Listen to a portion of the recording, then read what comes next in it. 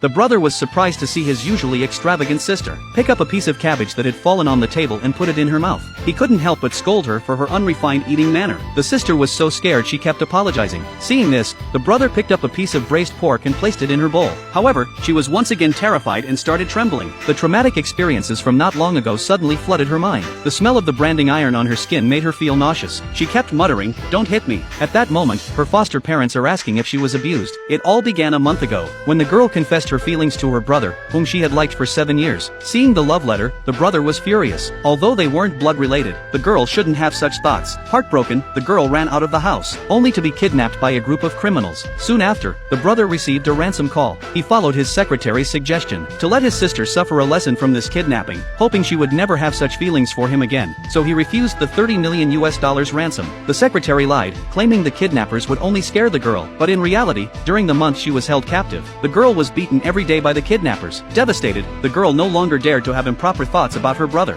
A month later, she escaped when the kidnappers weren't paying attention. When her brother came to pick her up, he found that the usually spoiled sister had become very obedient, but the unpleasant smell on her body made him uncomfortable. After returning home, the girl immediately washed herself clean, putting on a thick set of clothes to cover her injuries. The brother noticed the wounds on her wrists, and asked with concern where they came from. The girl lied, saying she had accidentally fallen. She mistakenly thought her brother and foster parents had intentionally refused to pay the ransom to save her, but in reality, everything had been manipulated by the secretary, who wanted to marry the brother and become the CEO's wife. That evening, the foster parents made the girl's favorite dishes for dinner, but her habitually using her hands to grab food. Everyone looked at her in surprise. The girl quickly picked up her chopsticks and began to eat rice frantically. At that moment, her brother placed a piece of braised pork in her bowl. Seeing the pork, she remembered the scene where the kidnappers had branded her with a hot iron, and she immediately felt disgusted and started vomiting. She kept crying, "Don't hit me." The foster parents asked if she had been abused, but the girl didn't answer, because she believed that it was her brother and foster parents who had abandoned her, which led to her tragic experience. After the meal, the foster father asked if she still liked her brother, and was planning to have her marry him. The girl had loved her brother for 7 years, but was despised by him, and had suffered endless torment from the kidnappers because of it. She told her foster father that she no longer liked her brother. Her foster father instinctively felt it was a pity, and then handed her the $30 million